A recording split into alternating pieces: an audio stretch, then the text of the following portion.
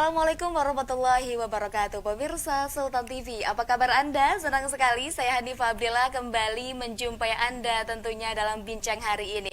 Dan tentu saja luar biasa pada edisi hari ini, hari Rabu tanggal 14 Oktober 2020.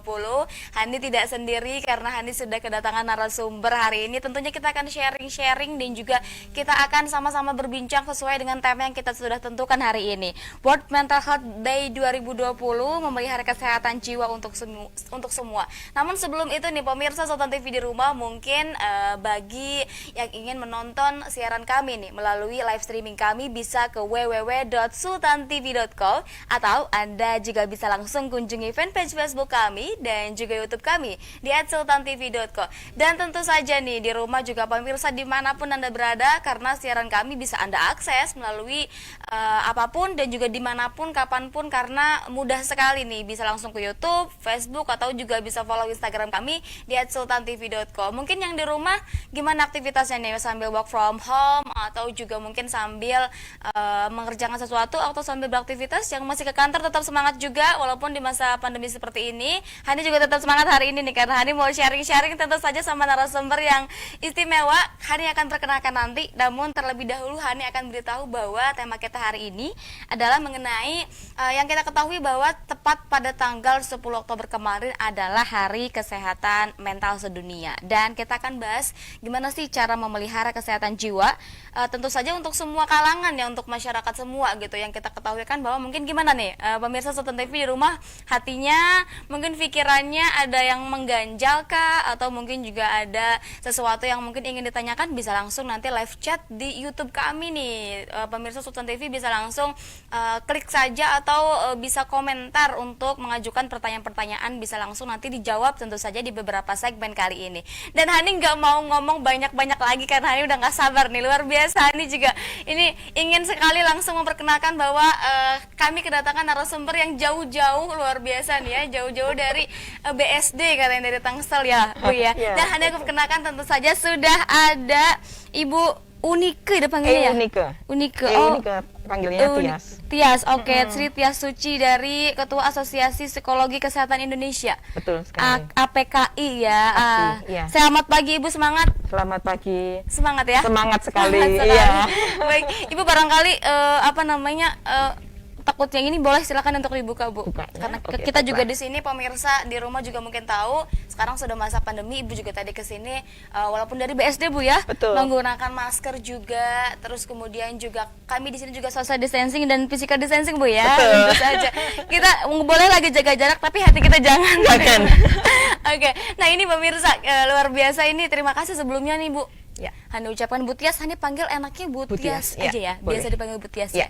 Bu Tias, Hani apresiasi sekali nih, luar biasa Ibu, terima kasih sudah hadir di Sultan TV. Dan tentu saja hari ini kita akan bincang ya Bu ya, bersama-sama teman-teman di rumah gitu. Betul. Mungkin bersama teman-teman di sini juga, karena Hani juga pengen tahu nih Bu ilmunya yang didapat nih nanti dari Ibu seperti apa sih. Dan mungkin pemirsa di rumah juga penasaran karena kami kan setiap hari nih Bu ya, kalau di bincang hari ini tuh ada narasumber gitu setiap harinya, baik itu update informasi terkini ataupun juga mungkin dari kepala dinas dan lain sebagainya gitu. Alhamdulillah gitu Bu. Nah, Ibu apa kabarnya hari ini Bu? Alhamdulillah baik, sehat selalu dan tetap semangat. Tetap semangat ya. Oke. Alhamdulillah. Mungkin Ibu pertama ada yang ingin sapa-sapa dulu pemirsa Sultan TV di rumah, sebelah sini kameranya Bu. Ya, selamat pagi para pemirsa. Pagi ini sangat cerah. Saya perjalanan 1 jam dari BSD, semuanya lancar, tidak ada masalah. Dan saya senang sekali mendapat undangan dari Sultan TV untuk berbicara tentang masalah kesehatan jiwa di sekitar Banten. Karena kebetulan juga tahun lalu saya cukup aktif juga memberikan pemberdayaan di wilayah Banten.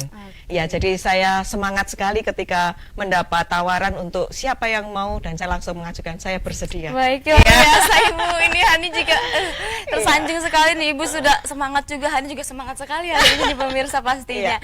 Nah Ibu, kita sebelum ke Bu Tias kan kita mau bahas hari ini kan memelihara, mungkin menjaga kesehatan jiwa katakanlah ya, Ibu berkata bahwa kesehatan jiwa gitu ya. Nah ini untuk memelihara itu kan nanti kita akan bahas di segmen selanjutnya. Cuma Hani penasaran nih, karena terlebih dahulu mungkin penasaran juga, ini kesibukannya seorang Ibu Tias ini yang mungkin sepertinya sebagai ketua asosiasi psikologi kan Bu ya, kesehariannya, kesibukannya seperti apa nih Bu, bisa diceritakan? Oke, terima kasih sekali. Saya sebetulnya juga dosen di Fakultas Psikologi Unika Atmajaya, dan saya mengajar juga di kampus BSD di Banten. Iya, jadi dekat dari rumah. Tetapi selama pandemik ini saya juga bekerja di rumah hampir setiap hari, pagi, siang, sore, malam. Dan saya tahu bahwa pengalaman saya dan teman-teman di luar sana juga pasti tidak jauh berbeda, bahwa work from home itu meaningnya adalah work every time, all the time, karena sudah kadang-kadang tidak jelas lagi kapan kita harus beristirahat. Saya mengalami sendiri karena bimbingan skripsi misalnya itu saya mulai jam 8 malam, di mana itu tidak pernah saya lakukan sebelum pandemik itu. Jadi memang saya melihat kita semua sibuk, tetapi selama kesibukan itu adalah sesuatu yang baik untuk kebaikan semua dan untuk meningkatkan kesehatan jiwa kita, saya menjalani dengan bahagia. Tetapi juga saya juga selalu menjaga diri saya, satu, stay at home sebaik mungkin, pokoknya protokol kesehatan tanpa mengurangi tentang kita harus tetap menjaga untuk tetap olahraga. Jadi saya tetap masih rutin berolahraga supaya saya sendiri menjaga stamina untuk tetap sehat sehingga bisa datang ke sini. Iya, luar biasa.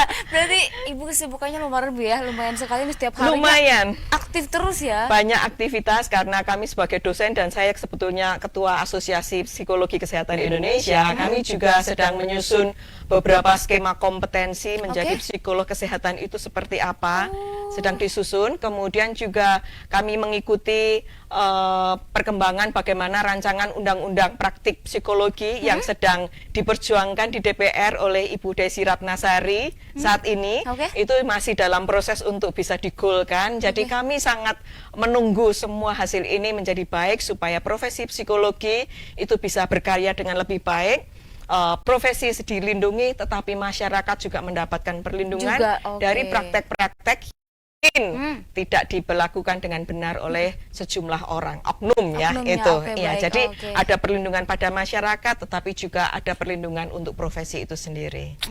Luar biasa nih Hani. Apa Ibu, ini kayaknya setiap hari juga, berarti itu secara virtual aja Bu? Iya betul. Daring semua ya Bu? Hampir semuanya daring. Baru kali ini datang ke studio. Baru kali ini keluar juga Bu ya, untuk biasanya studio. di rumah ya Bu ya, work from home terus, ngurusin mahasiswa juga. Ngurusin gitu mahasiswa, kemudian juga menjadi pembicara di sejumlah webinar.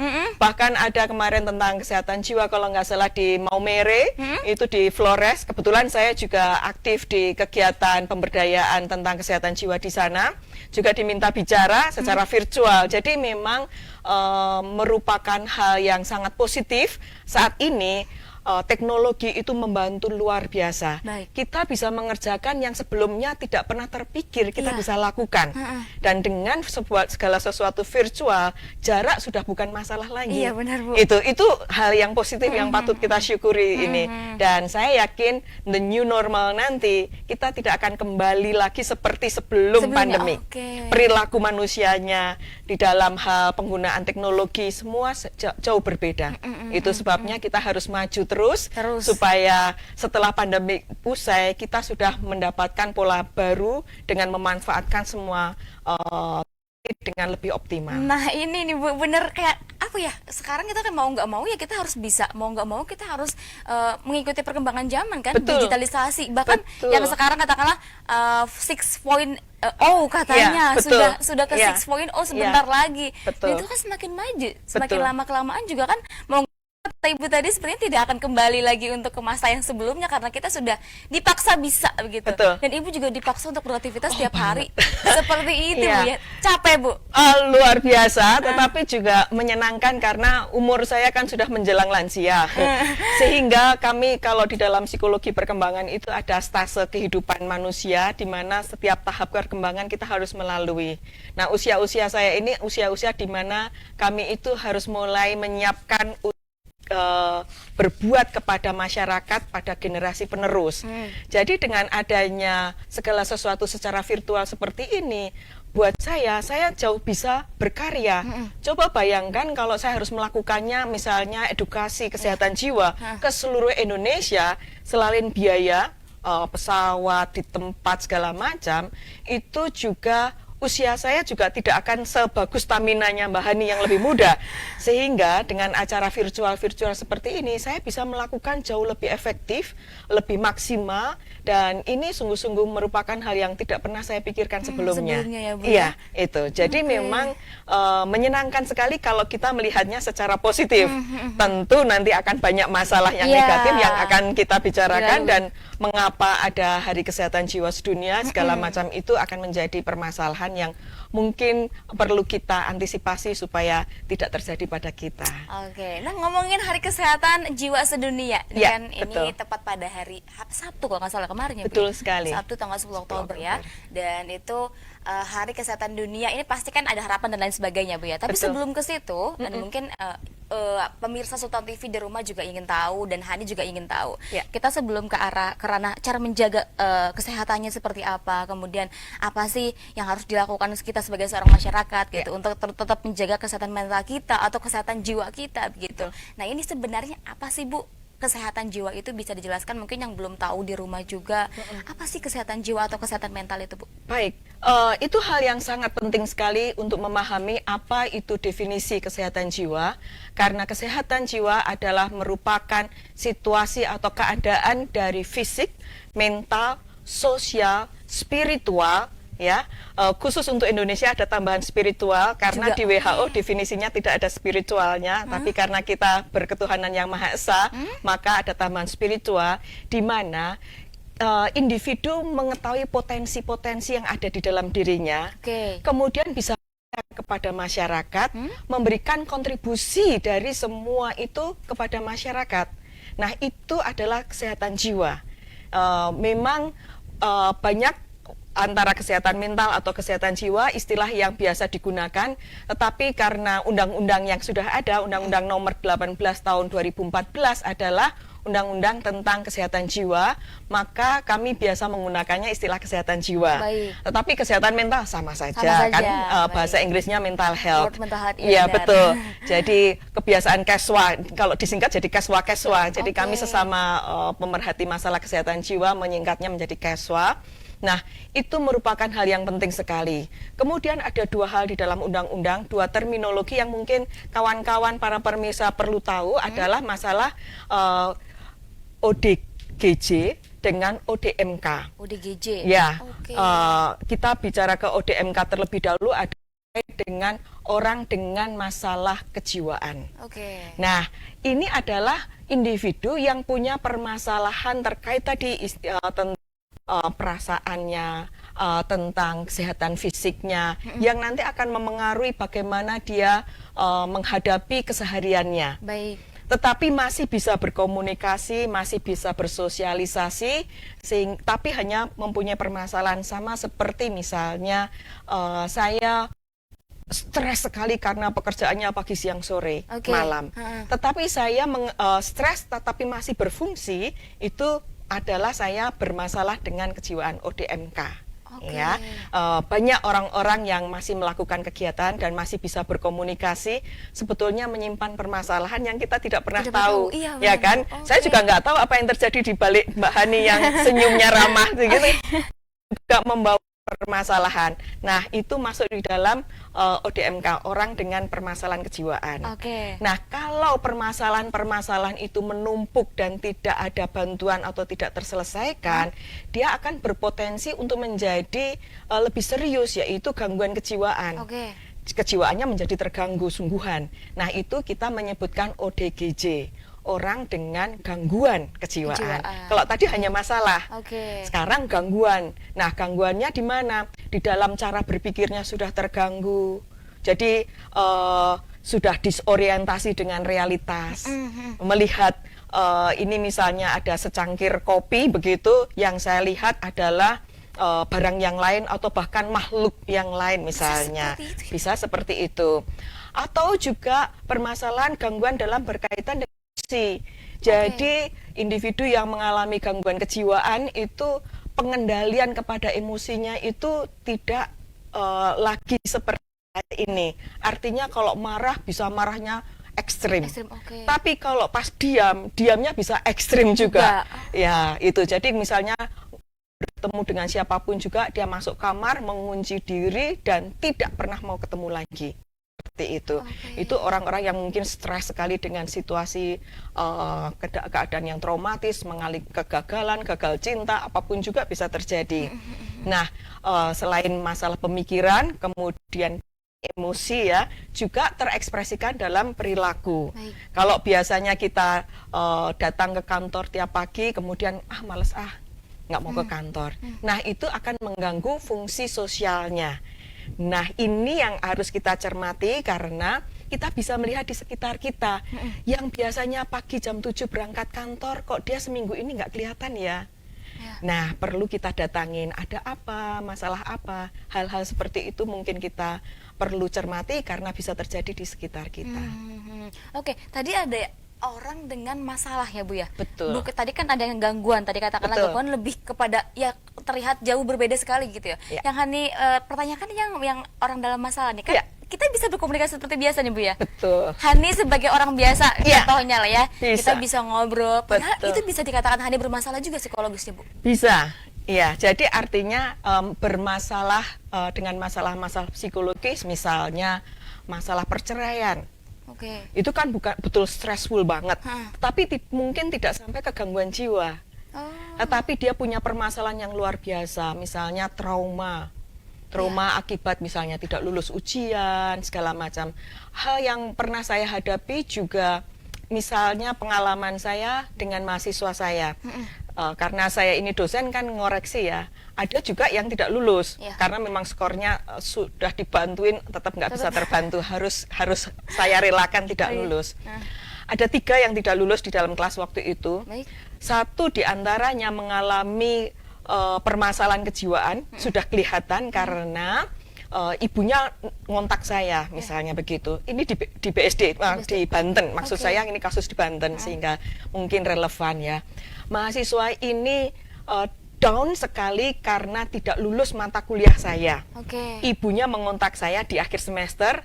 Awalnya saya enggan, saya itu bukan orang yang ada dikontak untuk negosiasi nilai, tidak bisa ya. Kita terbiasa nilai sudah fix begitu.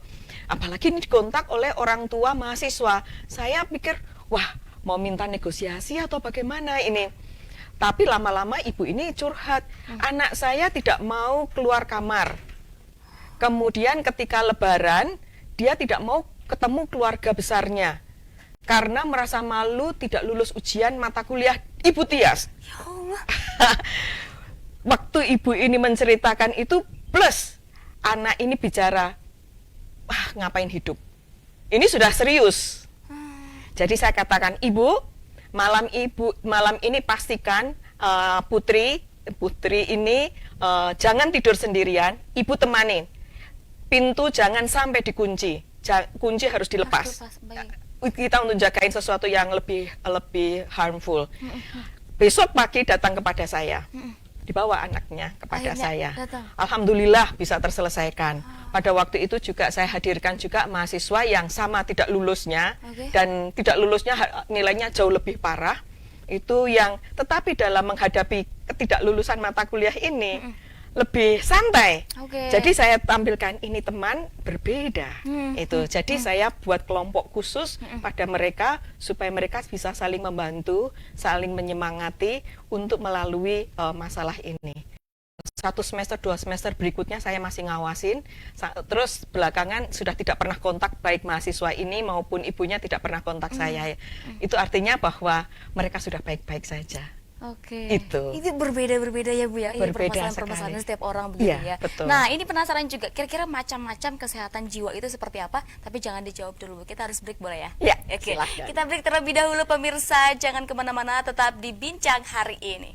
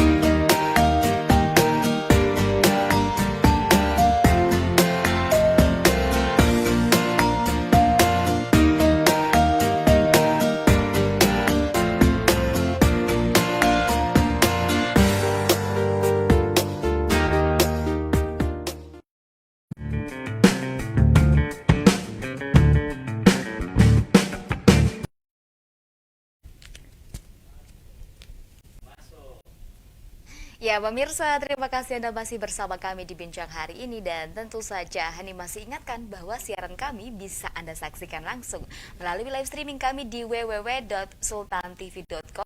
Juga Anda bisa langsung kunjungi fanpage Facebook kami di sultantv.co, dan juga subscribe, follow, komen, dan juga bisa langsung ke YouTube kami di @sultantv.co. Dan tentu saja nih pemirsa Sultan TV, tadi kami sudah bahas banyak sekali nih di segmen 1 dengan Bu Tias ya Bu ya. Ya. Tadi kita sudah bahas, Hani juga sudah tahu bahwa kesehatan mental atau kesehatan jiwa katakanlah seperti itu, dan ada banyaknya macam-macamnya, dan juga ternyata tadi ada dua dibagi menjadi dua tuh orang Ya, dalam dengan kesehatan jiwaan jiwa dan masalah dan orang dengan gangguan. gangguan. Ya. Oke, itu perbedaannya ternyata beda sekali, dan setiap orang juga ternyata ini punya permasalahan yang berbeda-beda gitu ya. Begitupun juga dengan kita sebagai seorang manusia lah, sama ya, setiap orang juga punya masalahnya atau tingkat stresnya berbeda juga gitu kan. Betul sekali. Nah, ini untuk mengetahui, mungkin pemirsa Sultan TV di rumah juga mengetahui sebenarnya tanda-tanda orang yang memang mengalami katakanlah masalah kejiwaan atau gangguan kejiwaan seperti apa sih Bu, bisa dijelaskan? Terima kasih sekali Mbak Hani, karena ini sesuatu yang sangat penting. Kita perlu mencermati tanda-tanda seseorang mengalami permasalahan kejiwaan terlebih dahulu, karena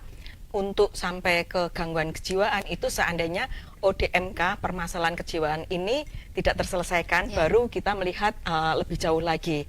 Jadi misalnya seseorang mengalami stres, sebetulnya stres keseharian yang biasa kita hadapi itu merupakan hal yang wajar. Jadi kalau seseorang masih bisa menyelesaikan stres kesehariannya, itu sehat jiwa. Ya, jangan khawatir. Baik, karena di dalam hidup ini tidak ada kehidupan tanpa stres. Tetapi ketika stresnya itu sudah sulit untuk dikelola, stres banget dan tidak tahu bagaimana menghadapinya, nah akan muncul gejala-gejala tertentu. Misalnya mengalami kecemasan. Cemas yang luar biasa karena pekerjaannya tidak terselesaikan. Nanti kalau tidak terselesaikan, dimarahin oleh bos misalnya. Nah, hal-hal seperti itu, cemasnya menumpuk dan selesaikan, mungkin kita perlu cermati juga. Nah, karena akan terekspresikan dalam perilaku. Kegelisahannya, kemudian mungkin semua serba terburu-buru, nabrak sana, nabrak sini. Nah, karena terekspresikan, lingkungan saudara-saudara di dalam keluarga bisa mencermatinya dengan mudah. Itu. Kemudian kesedihan yang luar biasa. Sedih pasti. Kita nggak pernah hidup bahagia terus, ya kan? Ada kehidupan itu dinamikanya bahagia. Tapi kalau sedihnya luar biasa sampai berhari-hari tidak terselesaikan, mungkin lingkungan anggota keluarga yang lain perlu mencermati, ini ada apa? Sama seperti tadi contoh mahasiswa saya, itu sedih yang luar biasa sampai perilakunya dia mengurung diri di kamar. Ibunya menjadi pikiran kan, itu sebabnya dikomunikasikan kepada saya. Nah, itu permasalahan yang harus diselesaikan. Demikian. Kemudian karena stres yang luar biasa, kesedihan yang luar biasa, emosinya itu bisa terjadi akhirnya terganggu dengan tidurnya. Kalau sehari-hari misalnya tidur, kita rata-rata tidur mungkin 5 jam ya, 5-6 jam begitu. Meskipun idealnya 8 jam, tapi zaman sekarang ini siapa sih yang bisa tidur 8 jam gitu. 6-7 jam itu biasa normal seperti itu. Tetapi kemudian berubah, setiap 2 jam terbangun, kemudian berkeringat misalnya. Nah, itu ciri-ciri di mana ada suatu kegelisahan yang luar biasa yang perlu mendapatkan perhatian. Baik dari diri untuk mencermati something is wrong with me, atau keluarga, kakak, adik, segala yang melihat situasi anggota keluarga yang itu perlu mencermatinya. Kemudian misalnya perubahan dalam selera makan. Sama seperti misalnya kalau saya ini selera makannya antara senang dan senang banget. Senang dan senang banget selera makannya. Tapi kemudian kalau tiba-tiba saya nggak mau makan, something is wrong with me. Gitu. Jadi hal-hal seperti itu kesehariannya suka makan tapi kemudian nggak mau makan, itu sesuatu yang di luar kewajaran. Atau kita makan biasa ya, porsi biasa, kemudian beberapa hari terakhir ini porsinya luar biasa, dikit-dikit makan, bekerja sambil makan, semua makan. Nah, itu adalah ekspresi dari bagaimana stres itu dikeluarkan, maunya seperti itu. Tetapi dalam kondisi perilaku dengan makan dan akhirnya apa? Badannya bengkak, maksudnya meningkatkan berat badannya dan sebagainya. Jadi kita perlu cermati, ini orang makannya kok berlebihan. Nah, di luar kewajaran itu bisa diamati. Kemudian juga dia menarik diri, seperti contoh yang tadi saya berikan, menarik diri dari lingkungan sosialnya, tidak mau beraktivitas. Kalau biasanya ikut pengajian dia nggak mau lagi. Kemudian kalau dia biasa ikut football dengan teman-temannya, dia tidak mau lagi. Semua kegiatan sosial yang biasa dia lakukan itu kemudian dia tidak mau, maka itu bagian yang perlu dicermati juga. Kemudian rasa bersalah dan tidak berguna. Ngapain hidup ini? Saya kan tidak dilahirkan untuk apa ini? Nah, hidup ini tidak berguna. Ini harus segera mendapatkan perhatian dari anggota keluarga yang lain. Karena kita harus mencermati salah satu yang kalau sudah bicara tentang hidup tak berguna, mendingan selesai aja hidup ini. Itu kalau tidak mendapatkan perhatian, bisa mengarah pada bagian dari gejala awal untuk melakukan bunuh diri. Dan nanti kita bisa bicarakan tentang bunuh diri yang situasinya cukup serius di dunia ini sebetulnya. Kemudian juga tentu saja seperti yang tadi saya katakan, perubahan dalam perilaku dan perasaan. Ya, itu yang sudah saya katakan tadi, meskipun nanti dalam konteks yang lebih serius itu menjadi gangguan jiwa. Di mana misalnya ngamuk, perilakunya sampai ngamuk-ngamuk yang tak terkendalikan. Nah, itu juga perlu dicermati agar supaya kita bisa menghindarkan atau mencegah terjadinya situasi yang lebih serius. Itu beberapa tanda yang mungkin kawan-kawan para pemirsa di rumah juga bisa mengamati di sekitar kita. Itu karena menurut saya ini deteksi dini supaya jangan sampai terjadi yang lebih serius. Dan itu sebenarnya bisa dideteksi secara melihat langsung gitu, Bu, betul, ya? Karena betul memang sekali. Gangguan kejiwaan atau katakanlah masalah kejiwaan ini bisa berdampak sekali dengan kehidupan sehari-hari kita, Bu, ya. Betul Karena sekali. tadi katakanlah sampai yang mengurung diri di kamar, sampai biasanya makan senang tapi nggak mau makan, itu hal-hal yang sebenarnya keseharian bisa lihat kita, keseharian kita tampak gitu, sekali. Ya. Nah itu salah satu ciri-ciri yang banyak betul, sekali tuh ya, gejalanya, ciri-cirinya itu ya. bisa dilihat juga. Mungkin juga pemirsa nih di rumah takutnya kenapa ya anaknya atau orang tuanya atau siapa, bahkan orang tua pun bisa ya nggak melulu soal anak gitu ya. Betul, orang tua yang stres karena ditinggal suaminya misalnya. Ya, karena saya psikolog otomatis saya mendapatkan beberapa kasus, meskipun saya tidak praktek, tetap saja menerima bantuan kalau umpamanya menerima keluhan dan membantu ya, konseling dan sebagainya. Masalah-masalah yang terkait dengan rumah tangga segala macam itu yang perlu mendapatkan penanganan. Dan yang utama lagi adalah menjadi pendengar yang baik. Karena banyak teman-teman yang punya masalah tidak bisa mengungkapkan karena nggak ada yang mau punya telinga untuk mendengar. Itu jadi kalau memangnya punya adik yang kayaknya sudah sibuk sendiri, ada di kamar terus, mungkin perlu didekati, ditanya apa saja kegiatannya. Itu mungkin dia membutuhkan perhatian. Itu. Jadi sebetulnya hal yang sangat simpel ya, tetapi bisa dilakukan oleh kawan-kawan semuanya. Hal-hal kecil itu bisa kita lakukan sebenarnya untuk membantu teman-teman. Iya, deteksi dini. Artinya ya, supaya gitu. Jangan sampai kalau itu dibiarkan kan berlarut-larut. Ketika sangat berlarut, lama-lama menjadi gangguan jiwa. Nah, kalau sudah gangguan jiwa membutuhkan tenaga profesional, tenaga ahli untuk ditangani. Bahkan perlu obat misalnya ke psikiater untuk mendapatkan pengobatan misalnya. Dan itu sesuatu yang sudah serius. Tetapi masalah-masalah gangguan jiwa itu kan ada di sekitar kita. WHO juga mengatakan dari 4 orang 1 punya masalah kejiwaan. Dari 4 orang? Ya. Jadi yang ada di sini bisa jadi dari 4 orang ada salah satu di antara kita yang punya masalah kejiwaan. Oke.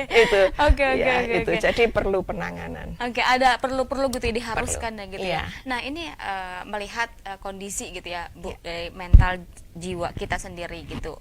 Kesehatan kan emang kesehatan mental tuh perlu banget gitu ya. Yang kita ketahuin nggak cuma ya kalau orang sakit fisik ya, Bu ya, sakit fisik kelihatan dia nggak bisa apa-apa, misalnya entah itu batuk atau panas atau katakanlah sakit fisik segala macam kan ya, itu terlihat gitu kan. Kalau psikis atau jiwa kan tidak terlihat gitu, bahkan ya orang juga tidak tahu kalau ternyata orang tersebut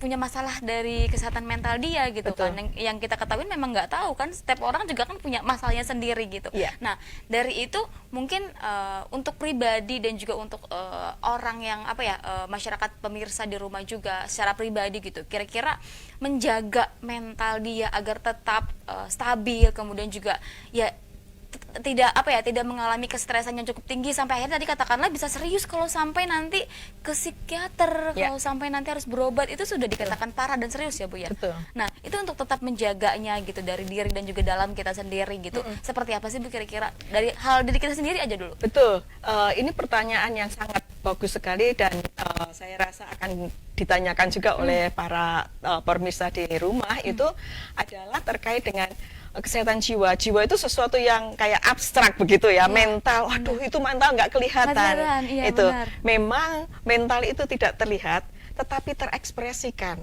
Oh, Nah, itu ekspresinya yang mana? Tadi gejala-gejala tadi, oke. gejala dalam perilaku, di dalam berkomunikasi, di dalam mengelola emosinya. Nah, kalau di situ nampak sekali tidak stabilnya, maka perlu kita lihat bahwa dia mungkin mempunyai masalah yang ada di dalam yang kita tidak pernah tahu, tapi terekspresikan. Orang tua yang sibuk sekali dan sibuk stres karena pekerjaan di rumah, di kantor, mungkin membawa stresnya ke rumah sehingga ketika anak bertanya, "Mama ini nih," langsung didampar, misalnya begitu. Nah, sebetulnya kan tidak seperti itu sehari-harinya. Tetapi ketika terekspresikan seperti marah dan sebagainya, sangat mungkin ibu ini membawa masalah dari kantor, dimarahin oleh bos, akhirnya anak yang kena misalnya di rumah.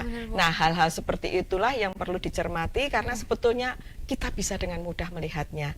Asal sesuatu satu adalah fungsi kita sebagai apapun peran di dalam sosial kita. Saya sebagai dosen, apakah saya melakukan tugas sebagai dosen yang seharusnya? Apakah melakukan tugas sebagai mahasiswa, sebagai ibu rumah tangga, apakah melakukan tugasnya dengan benar? Nah, itu adalah indikasinya, misalnya. Kemudian kalau kita mau melihat sekitaran kita, apakah mereka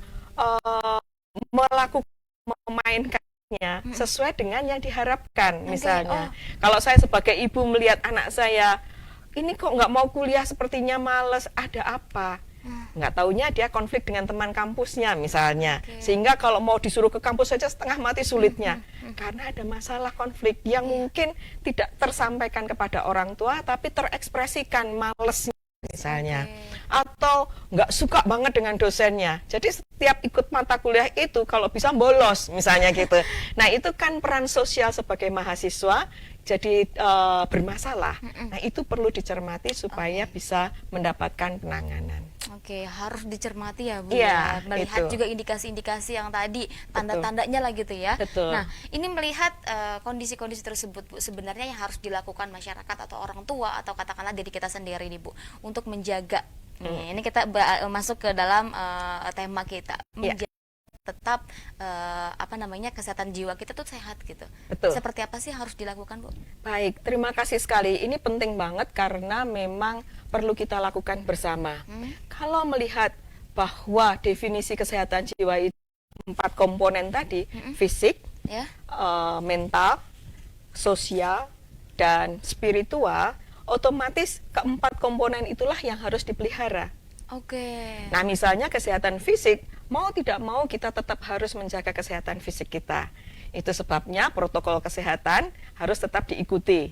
Itu berkaitan dengan kesehatan fisik, karena kalau punya masalah kesehatan fisik, itu bisa menjadi kesehatan mental juga. Iya. Nah, di dalam terminologi yang kami umumnya lakukan adalah there is no health without mental health. Tidak ada kesehatan tanpa kesehatan jiwa. Oke. Jadi kalau umpamanya ada situasi kesehatan fisik akan berpengaruh kesehatan jiwa. Nah, kesehatan jiwa pun bisa merusak fisiknya. Fisiknya, Seperti iya. tadi, kalau stres makan terus, obesitas. Iya. Obesitas itu akan membuat kita sakit resiko jantung, segala macam macam stroke ya. dan sebagainya. Itu pasti akan ada risiko itu. Oke. Maka menjaga kesehatan fisik itu juga utama. Oke. Artinya apa? Ya makan makanan sehat, olahraga, tidur yang cukup, itu 3 yang seringkali menjadi kunci untuk menjaga kesehatan kita. Oke. Kesehatan jiwa otomatis kita perlu tahu bahwa kita juga punya hak untuk melakukan rekreasi. Oke. Apalagi sekarang pandemik harus di rumah saja, kita harus lebih kreatif mencari acara-acara yang rekreatif di rumah. Itu berkebun, saya melakukannya juga nanam berkebun, tanaman yang hits ya itu, Bu. tanaman yang biasanya nggak saya lakukan. Oke. Jadi melihat tumbuh tanaman baru itu kepuasan batin. Oh ternyata saya bisa merawat, tanamannya tumbuh. Kegiatan kalau suka baca novel juga nggak apa-apa. Itu sesuatu yang akan mengasah rasa misalnya. Kemudian banyak hal yang lain yang suka menjahit, masak, apapun bisa dilakukan di rumah yang cenderung rekreatif supaya kita menjaga kesehatan kita. Sehingga berimbang antara pekerjaan yang harus serius dilakukan dengan relaksasinya. Itu. Kalau bisa olahraga di rumah juga bisa, yoga di rumah, relax, stretching segala macam bisa dilakukan di rumah semuanya. Dengan ruangan yang sangat pas juga masih bisa, stretching juga bisa. Dalam posisi duduk juga ada latihan-latihan stretching supaya kita masih tetap bisa sehat begitu. Oke, berarti 4 komponen itu nih Bu ya, yang penting Betul. sekali. Gitu. Ya. Padahal tadi dijelaskan juga sebenarnya hal-hal kecil pun bisa kita lakukan, bisa kita mulai dari diri kita sendiri. Betul. Ya? Oke. Betul. Nah, ini Hani penasaran juga sebelum kita break nih Bu ya. Nah, kita akan break dulu nih tapi nanti break dulu. Tapi Hani juga penasaran satu pertanyaan lagi, mungkin terkait hal-hal yang paling kecil kan memang harus dilakukan nih oleh setiap orang gitu ya. Tapi kan ketika nanti dianya merasa sulit dan susah karena dia mengalami gangguan tersebut, gangguan kesehatan mental dan jiwa, lalu kemudian kan dia akhirnya bisa tidak melakukan apa-apa, bahkan tadi bisa sampai keluar harus di dalam terus. Lalu seperti apa yang harus dilakukan? Menarik sekali. Itu sebabnya tugas kita ini mengedukasi kepada masyarakat untuk mengukur diri sendiri, melakukan refleksi. Jadi ketika saya merasa kok sudah jam pagi kerja, pagi siang sore malam bekerja ini nggak benar gitu. Jadi mau tidak mau saya harus break, saya harus keluar rumah lari. Maksudnya lari artinya bukan melarikan diri ya, bukan lari dari kenyataan juga, tapi olahraga fisik.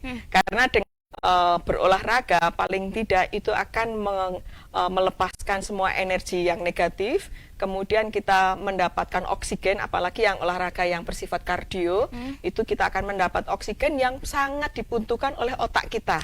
Kalau otak itu mendapat konsumsi udara yang sehat dan penuh, maka otak akan berfungsi dengan jauh lebih baik. Berfungsi dengan lebih baik, maka akan bisa berpikir lebih jernih. Nah, semuanya memang tergantung dari kita mau tidak untuk merubahnya. Itu. Nah, kalau dibawa ke psikolog, tentu kita akan memulai bahwa proses terapi itu dimulai dari diri sendiri. Nah, bagaimana membimbing misalnya klien untuk bisa menyadari bahwa kita harus mulai berpikir, merubah cara berpikir kita. Sama seperti tadi mahasiswa yang ingin di rumah saja, saya tampilkan ini loh temanmu satu kelas yang juga tidak lulus, tetapi dia senyum-senyum saja. Tahu bahwa memang dia tidak mengerjakan dengan baik sehingga tidak lulus gitu. Nah, dengan demikian dia oh iya, ternyata ada yang lebih buruk dari saya skornya. Itu. Terus dia mulai memikir, maka merubah pemikiran itulah yang penting pada individu. Pada diri kita sendiri ya, Bu ya pastinya. Betul. Menarik nih. Nanti kita akan bahas lagi Bu mengenai mungkin tadi Hani juga penasaran APK itu apa sih? Kemudian juga dia apakah memang ada kampanye-kampanye? Kemudian juga harapan ke depan untuk di Hari Kesehatan Mental nih. Jangan kemana-mana pemirsa. Hani masih ingatkan jangan lupa follow Instagram dan juga tonton siaran kami di official YouTube kami di www.sultantv.co dan juga jangan lupa follow di @sultantv.co. Tetap bersama kami di Bincang Hari ini.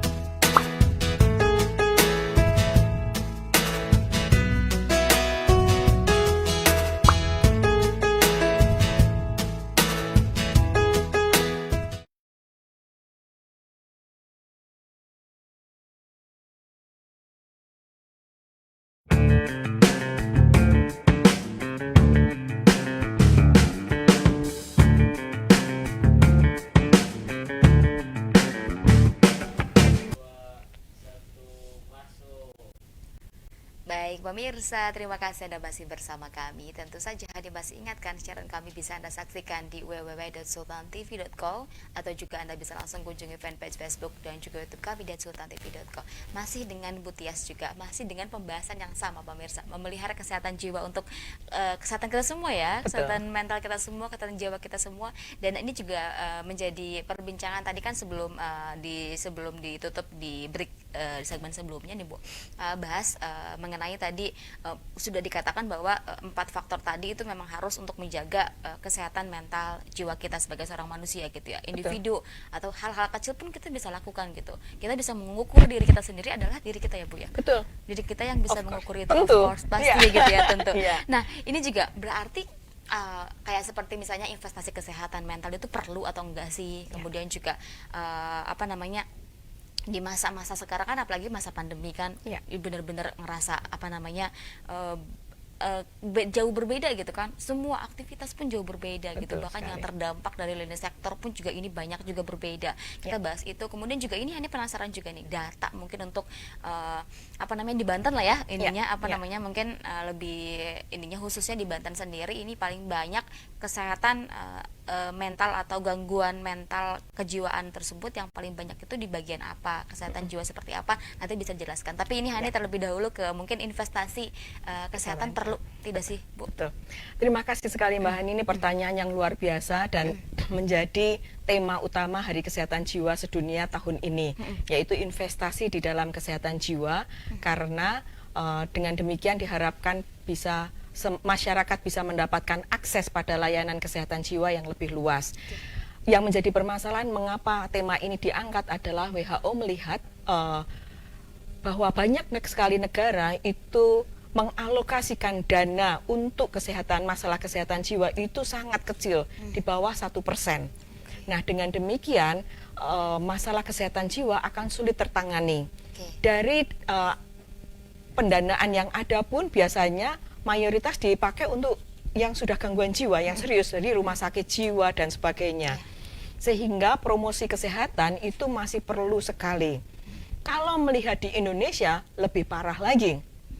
Karena Indonesia ini archipelago ya, negara kepulauan yang mana akses layanan kesehatan yang umum saja masih bermasalah, apalagi kesehatan jiwa.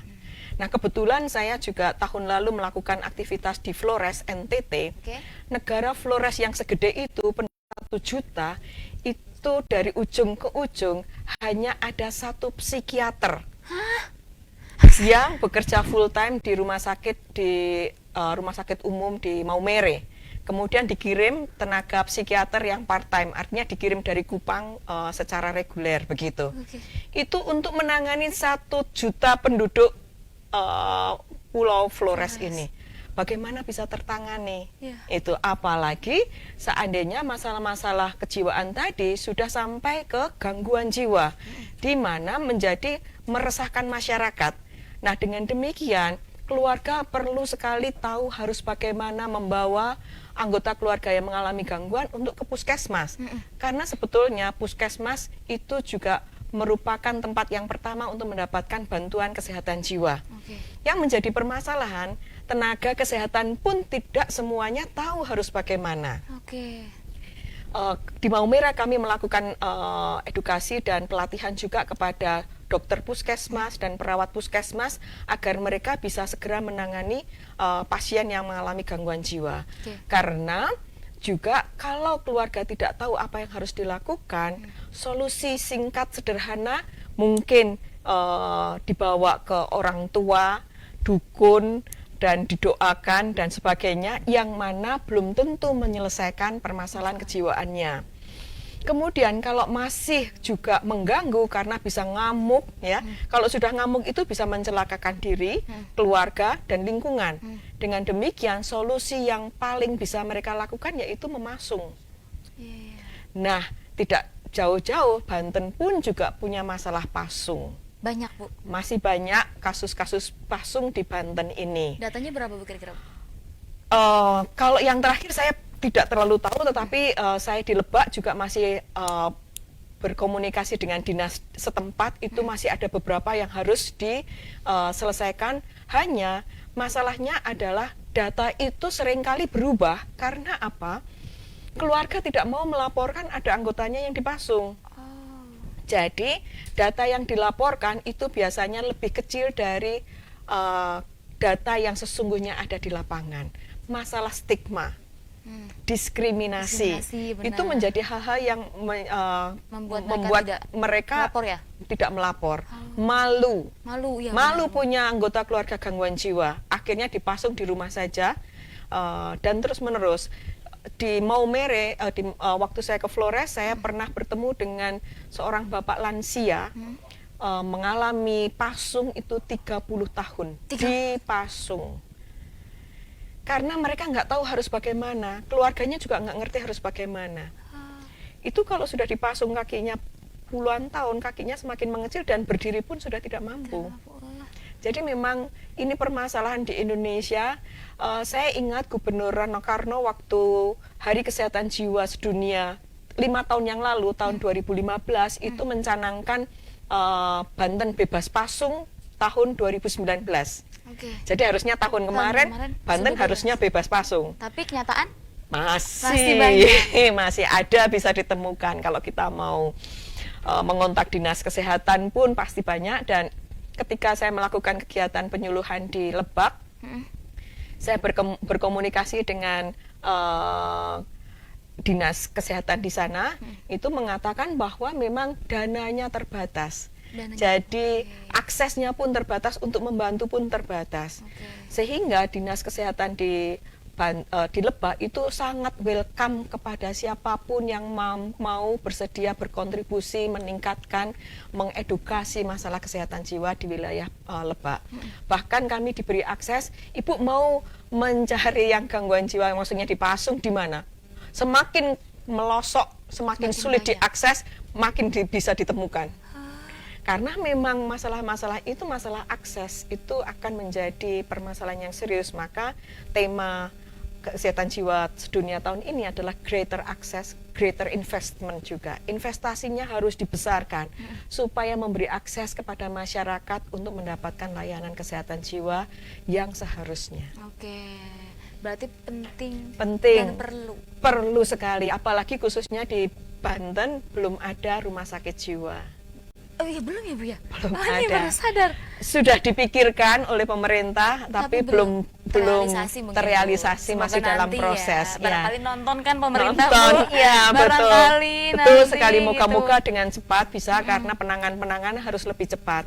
Karena dari yang di Lebak itu, kalau pemerintah setempat tuh menemukan kasus-kasus gangguan jiwa dan pasung, itu dirujuknya ke Rumah Sakit Soeharto Herjan atau Rumah Sakit Mahzuki Mahdi di Bogor. Jadi kan jauh juga, dan syarat-syarat untuk merujuk juga harus dipenuhi misalnya, karena transportasi misalnya.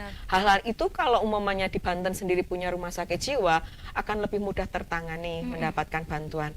Nah, saya menghimbau agar pemerintah Banten bisa menginvestasikan lebih besar lagi untuk supaya memberikan layanan kesehatan jiwa yang lebih baik kepada masyarakatnya. Perlu sekali, karena kalau menurut Hani gitu, kalau belum ternyata Hani, baru sadar gitu Hani juga, di Banten nggak ada gitu ya rumah sakit jiwa gitu, padahal ya kita tahu di Banten sendiri kata ibu banyak gitu banyak kasusnya yang mengalami gangguan, bahkan tadi yang pasung sendiri gitu. Padahal pasung sebenarnya boleh nggak sih Bu?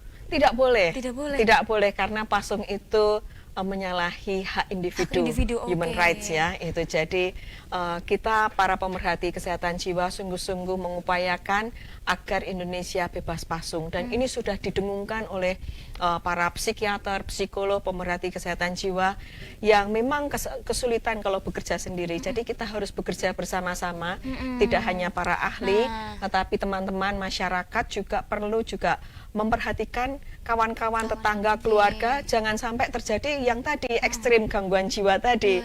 Masalah kejiwaan, deteksi dini jauh lebih penting supaya tidak terjadi yang lebih serius. Nggak kerasa nih Bu, udah hampir disuruh closing 5 menit lagi katanya gitu.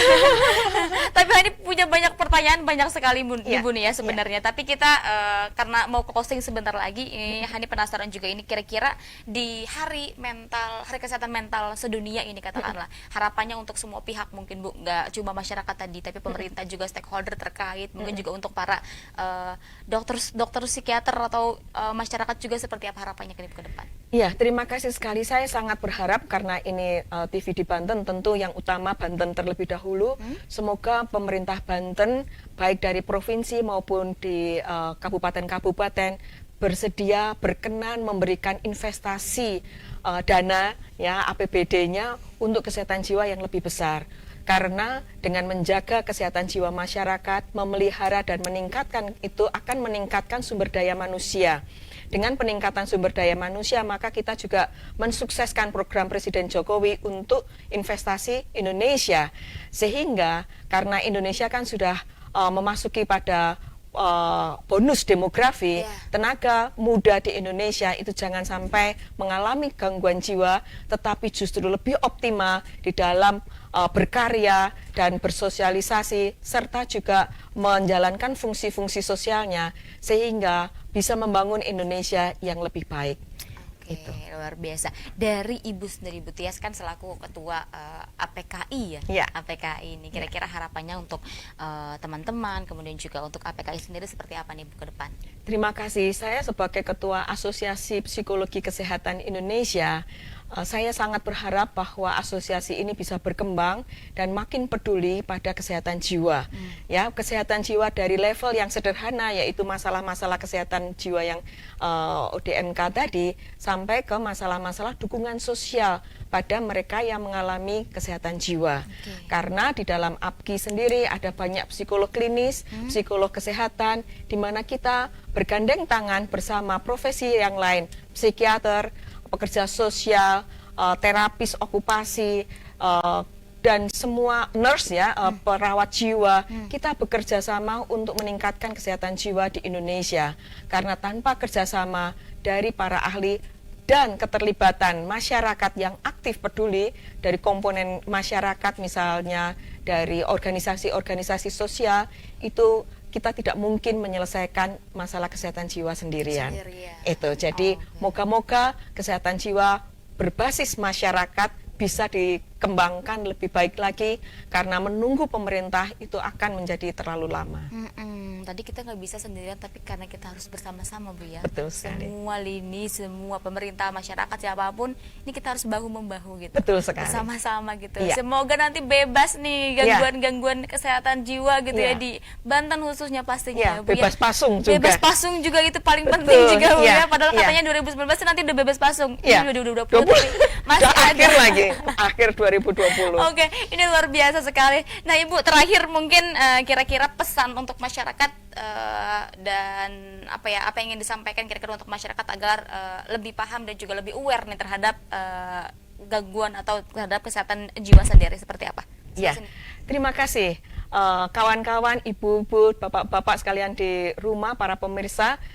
Mari kita memperhatikan kesehatan jiwa kita. Satu, kesehatan fisik, kesehatan mental, kesehatan sosial. Tadi sudah saya katakan bahwa tiada kesehatan tanpa kesehatan jiwa. Saya akan menambahkan satu lagi, tiada kesehatan jiwa tanpa kesehatan sosial, yaitu bagaimana kita menjaga fungsi-fungsi sosial kita supaya kita sehat jiwa.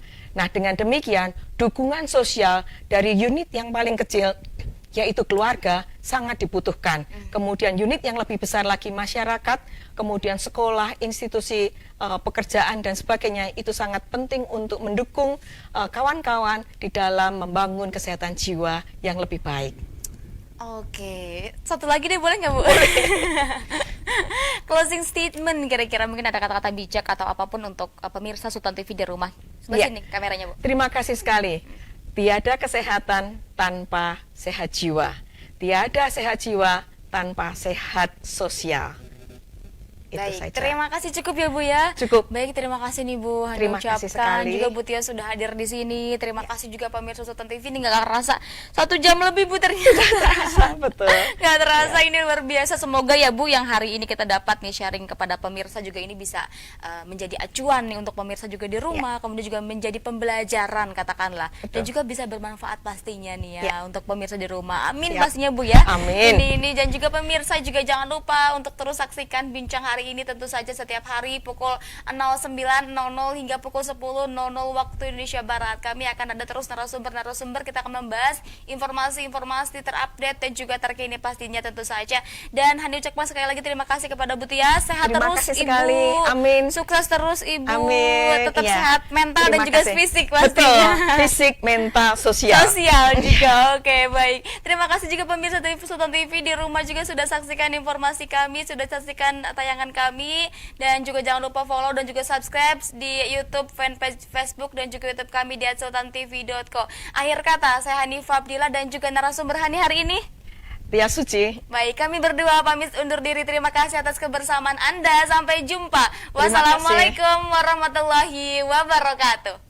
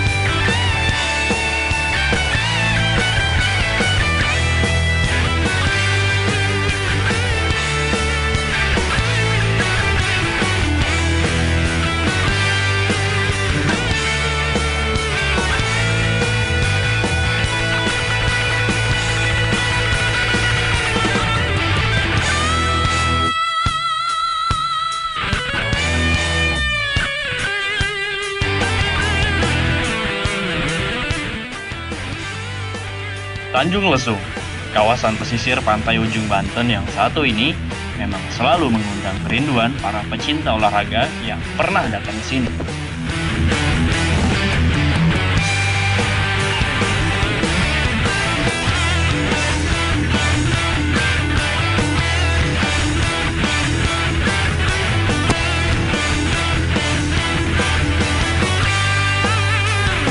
Tidak terkecuali kami, para pecinta off-road Banten. Niatan kami datang ke sini untuk memacu adrenalin yang dirasa sudah lama tak bergejolak. Lama.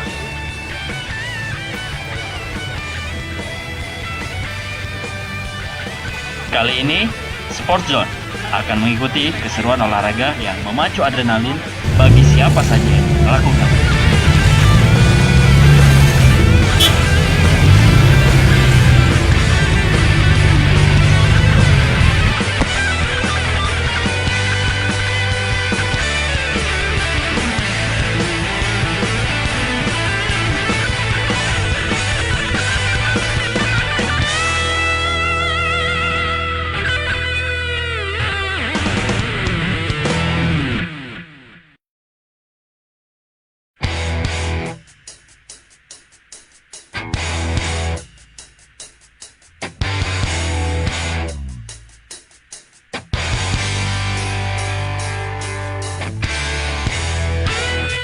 Bermodal